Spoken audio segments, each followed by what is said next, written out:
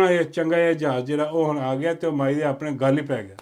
ਹੁਣ ਸਾਰੇ ਜਿਹੜੇ ਨੇ ਲਾਹਨ ਤਾਨ, ਈਵਨ ਮਾਈ ਦੇ ਆਪਣੇ ਜਿਹੜੇ ਪਟਵਾਰੀ ਨੇ, ਜਿਹੜੇ ਇਹਨਾਂ ਦੇ ਪਟਵਾਰੀ ਸਾਫੀ ਨੇ, ਐਂਕਰ ਨੇ, ਉਹ ਬਹਿ ਕੇ ਕਹਿ ਰਿਹਾ ਕਿ ਬਈ ਆ ਕੀ ਬਕਵਾਸ ਆ, ਕੀ ਬੇਗੈਰਤੀ, ਕੀ ਬੇਸ਼ਰਮੀ ਮਾਈ ਨੇ ਫੈਲਾਈ ਹੋਈ ਆ।